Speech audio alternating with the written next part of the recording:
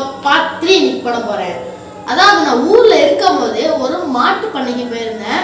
அங்க மாட்டு பண்ணையில உள்ள எல்லாத்தையுமே நான் வந்து ஷூட் பண்ணிருக்கேன். அதான் இன்னைக்கு நான் உங்களுக்கு போட்டு காமிக்க போறேன்.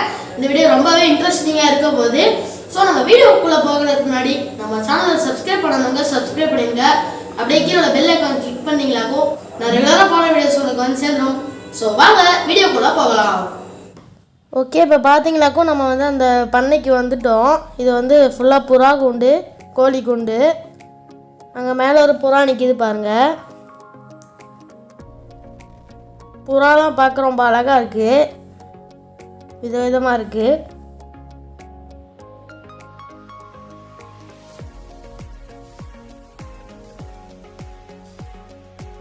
அங்கே மேலே ஒன்று ஷெட்டு மேலே நிற்கிது பாருங்கள், 3 நிற்கிது. அவங்க எப்படி வச்சுருக்காங்கன்னா புறா வந்து காலையில் போயிட்டு அதுக்கு தேவையானப்போ வந்து அடைஞ்சிற மாதிரி தான் வச்சுருக்காங்க. ஃபுல்லாக உட்டு வச்சு பாக்ஸ் மாதிரி பண்ணியிருக்காங்க. அதுக்குள்ளே போய் அது உட்காந்துக்கும்.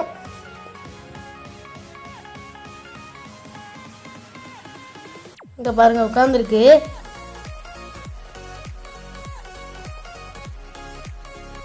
கீழே வந்து கோழி குண்டு.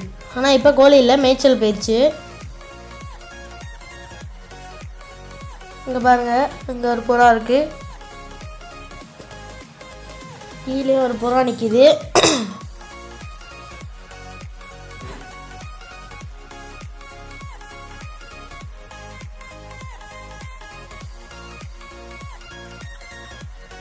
புறா குஞ்சுகள்லாம் கீழே விழுவாமல் இருக்கிறதுக்கு பிரிக்ஸ் வச்சுருக்காங்க, செங்கக்கல் வச்சுருக்காங்க.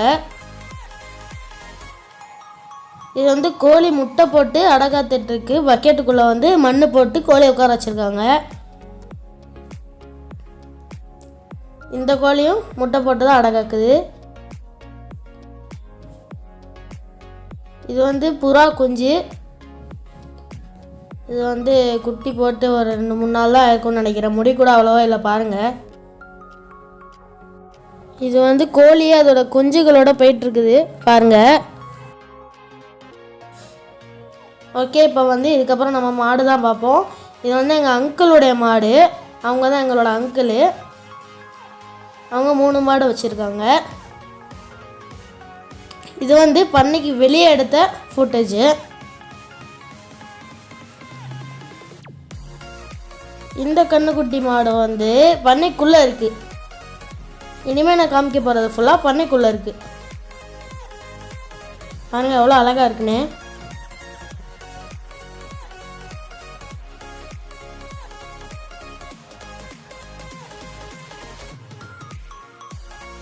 எல்லாமே பார்க்க ரொம்ப அழகாக தான் இருக்குது, அமைதியாக இருக்குது. எல்லாமே ரொம்ப குட்டியாக இருக்குது. ஒரு சிலது தான் பெருசாக இருக்குது கண்ணுக்குட்டியில்.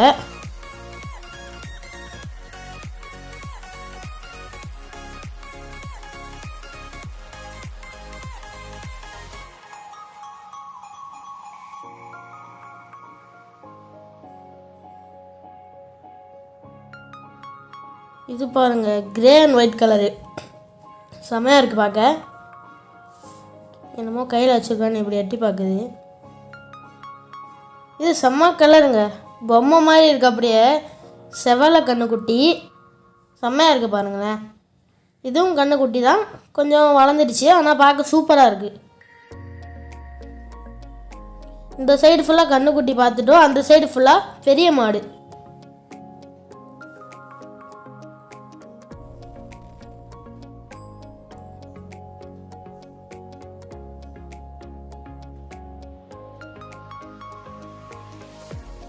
இங்கே பாருங்கள், கொம்பு அப்படியே வளைஞ்சிட்டு நிற்கிது, பூக்கு மாதிரி. இங்கே பாருங்கள் எவ்வளோ பெரிய மாடுன்னு.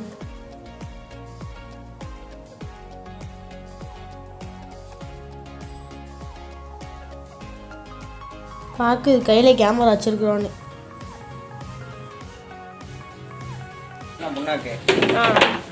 ஊற வச்சு காலையில ஊற வச்சு இப்போ மத்தியானம் தண்ணிக்கு இது இந்த அந்த புண்ணாக்கு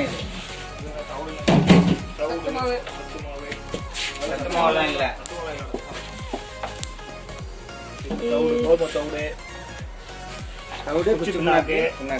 எள்ளு புண்ணாக்கு இது வந்து கோதுமை தவிடு,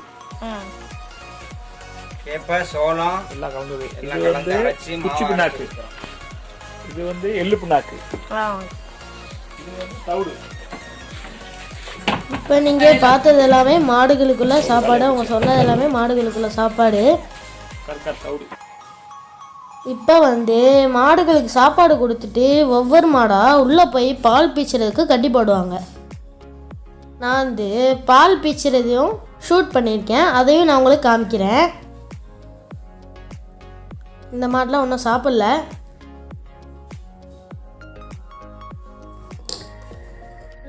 இங்கே உள்ள மாடுகளுக்கு சாப்பாடு எப்படி வச்சுருக்காங்கன்னா, எப்படி வைக்கிறதுன்னு வச்சுருக்காங்கன்னா, கல் வச்சு சின்னதாக ஒரு ரவுண்டாக ஒரு தொட்டி மாதிரி கட்டியிருக்காங்க. அதுக்குள்ளே நம்ம இப்போ பார்த்தோம்ல சாப்பாடு, அதெல்லாம் தண்ணி மாதிரி ஆக்கி அதில் ஊற்றி மாடுக்கு சாப்பாடு வைப்பாங்க. கழனி தண்ணி வைப்பாங்க.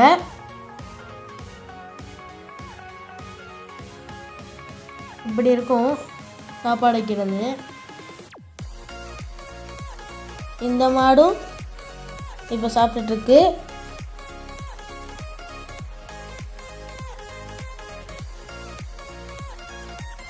இப்போ வந்து அந்த மாடு சாப்பிட்டு முடிச்சிருச்சு. அதை வந்து இப்போ உள்ள பால் பீச்சுறதுக்கு கொண்டு போயிட்டுருக்காங்க. நம்ம வந்து பால் பீச்சுறதை பார்க்குறதுக்கு முன்னாடி க்ளீன் பண்ணிவிட்டு அப்புறம் போய் பால் பீச்சுறதை பார்ப்போம். க்ளீன் பண்ணுறதை பார்த்துட்டு அப்புறம் போய் அதை பார்ப்போம்.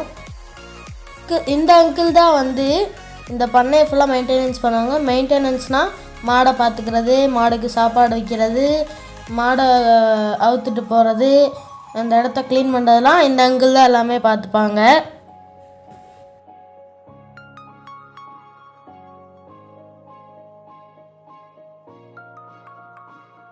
இது வந்து எங்கள் அங்கிளுடைய கண்ணுக்குட்டின்னு சொன்னல, அதுக்கு இப்போ சாப்பாடு வைக்கிறாங்க. சேம் சாப்பாடு தான், அதே கழனி தண்ணி அதான் வைப்பாங்க.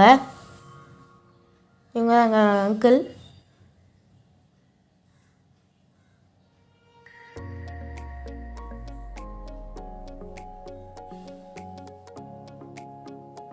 ஓகே, இப்போ வந்து க்ளீனிங்கு.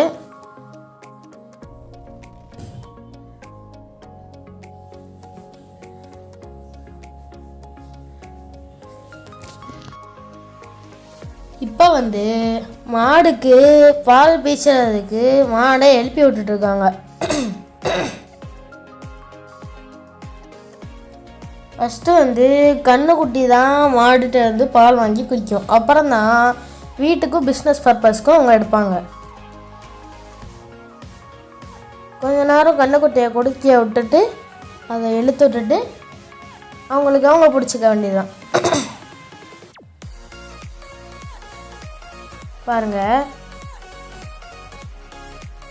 ஃபஸ்ட்டு வந்து அந்த பால் பீச்சுற மடுவை வந்து நல்லா தண்ணி போட்டு கழுவிட்டு அப்புறம் கண்ணுக்குட்டியை குடிக்க விடுவாங்க.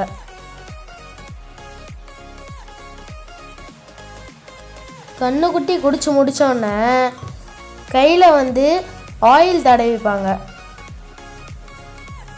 அந்த ஆயில் ஏன்னு பார்த்தீங்களாக்கும், மாடுடைய அந்த மடுவுக்கு வந்து எதுவும் ஹர்ட் ஆகாமல் இருக்கிறதுக்கு அந்த ஆயில் தடவுறாங்க. ஸ்கின்க்கு எதுவும் ஹர்ட் ஆகாமல் இருக்கிறதுக்கு அது தடவிட்டு பால் பீச்சுனா ரொம்ப ஈஸியாகவே வந்துடும். அதுக்கு தான் அது தடவுறாங்க.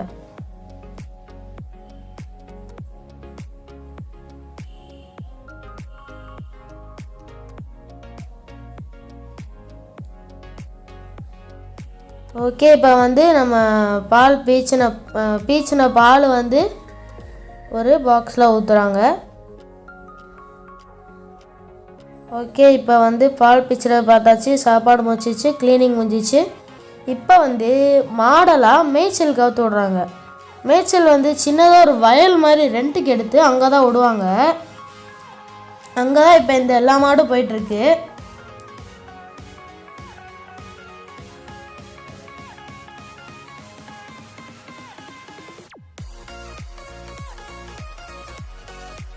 இந்த மாட்டு பண்ணை இருக்கிற இடத்துக்கு ஆப்போசிட்லேயே சமுத்திரம் ஊரணின்னு சொல்லுவாங்க. அங்கே வந்து ஃபுல்லாக தண்ணி இருக்கும்.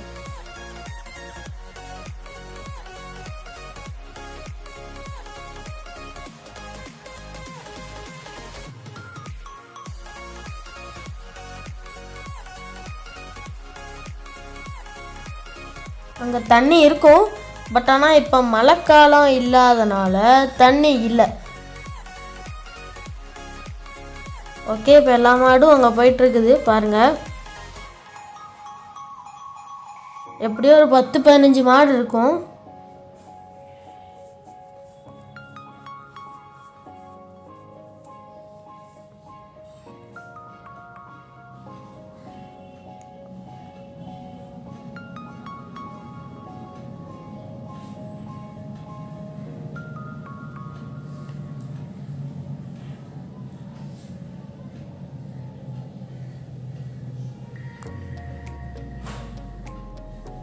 இதுதான் எங்கள் ஊர் கம்மாக்கரை. இந்த இடத்துல ஃபுல்லாக தண்ணி இருக்கும். நான் வந்த டைம் வந்து மழை காலம் இல்லாதனால, மழை இல்லாதனால அங்கே வந்து தண்ணி இல்லை. அங்கே தண்ணி இருந்துச்சாக்கும் எல்லா மக்களும் அங்கே குளிப்பாங்க. ஆனால் இப்போ தண்ணி இல்லாதனால அங்கே குளிக்கிறது இல்லை பாருங்கள்.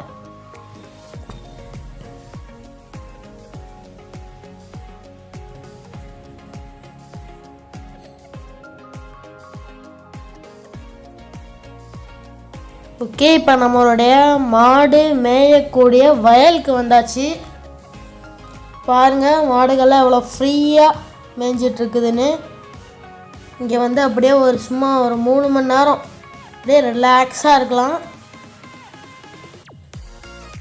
மாடுகளை பார்த்துட்டு இயற்கையை ரசிச்சுட்டு இருக்கலாம். கிராமப்புறங்களில் தான் இந்த மாதிரிலாம் இருக்க முடியும். பட் ஆனால் நம்ம ஊர் சென்னை மாதிரியான சிட்டிஸில் வந்து அப்படி இருக்க முடியாது. கிராமப்புறங்கள் வாழ்க்கையே தனி வாழ்க்கை தான். ஓகே, இப்போ அந்த மாட்டு பண்ணையுடைய ஓனருடைய தெரிஞ்சவங்க வந்து அந்த வயலில் ஒரு ஜல்லிக்கட்டு மாடு வச்சுருக்காங்க.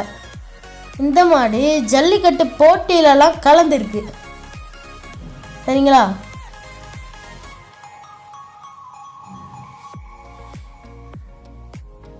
இந்த மாடு கிட்டலாம் போக முடியாது. நானே ரொம்ப தூரத்தில் நின்று தான் கேமரா வந்து ஜூம் பண்ணி எடுத்தேன். கிட்ட போனோமாக்கா அவ்வளோதான், குத்தி தூக்கி போட்டோம் நம்மளை. கொஞ்சம் அந்த மாடுக்கிட்ட வம்பளித்தா போதும், அவ்வளோதான், தலை சிலுப்பிக்கிட்டு வந்துடும் குத்துறதுக்கு. அந்த மாடோட ஓனருக்கு தான் அது வந்து அடங்கும். சில நேரம் அவர்கிட்டே வந்து சேட்டை பண்ணும். ஓனர்கிட்டே வந்து தண்ணி வைக்கும் போது, சாப்பாடு வைக்கும் போதெல்லாம் பாருங்க.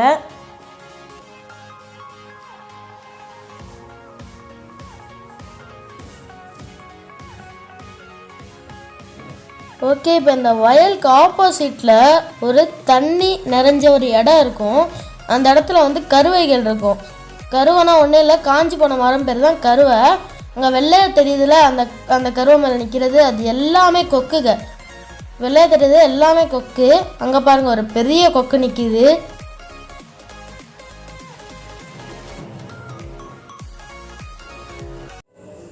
ஓகே, இப்போ வீடியோ பார்த்துருப்பீங்க. அது வந்து என்னோட அங்கிளுடைய ஃப்ரெண்ட் இடம். அது இளையாங்குடியில் எங்கே இருக்குன்னு பார்த்தீங்களாப்போ ஊரணி சமுத்திரத்துக்கு அப்படியே ஆப்போசிட்டில் இருக்குது அந்த பண்ணை.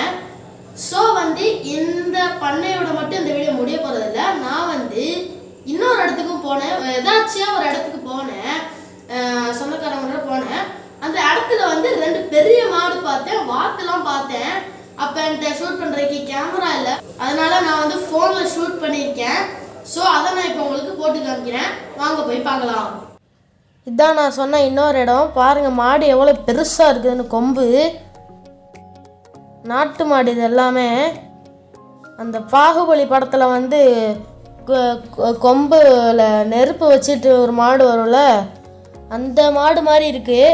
2 பெரிய மாடு இருக்குது, பெரிய கொம்பு வச்ச மாடு. இங்கே பாருங்கள் எவ்வளோ கட்டை கொம்புன்னு. நம்ம கையால் இப்படி ஹோல்டு பண்ணால் கைக்குள்ளே வராது, அவ்வளோ கட்டையாக இருக்குது. இது ஃபுல்லாக வாத்து. ஒரு பெரிய இடம் மாதிரி தோண்டி அதுக்குள்ளே மழை தண்ணியை நிரப்பி அதுக்குள்ளே வாத்து விட்ருக்காங்க. பாருங்கள் எவ்வளோ அழகாக இருக்குன்னு பார்க்கும் போதே. ஸோ ஓகே, 2 வீடியோவுமே பார்த்துருப்பீங்க. ஒரு வயல், ஒரு மாட்டு பண்ண வீடியோவை பார்த்துருப்பீங்க. அதை உங்களுக்கு ரொம்ப பிடிச்சிருக்குன்னு நினைக்கிறேன், என்ஜாய் பண்ணியிருப்பீங்கன்னு நினைக்கிறேன். அதோட சில பேர் வந்து என்கிட்ட பர்சனல் நம்பரில் வந்து கை எப்படி இருக்குன்னு கேட்டிருக்கீங்க. கை வந்து இப்போ ரொம்ப ரொம்ப பரவாயில்லை. ஸோ ஓகே தான், சரியாயிடுச்சு கை. ஸோ வந்து இன்னைக்குள்ள வீடியோ வந்து முடிஞ்சிருச்சு. இந்த வீடியோ உங்களுக்கு கண்டிப்பாக பிடிச்சிருக்குன்னு நினைக்கிறேன்.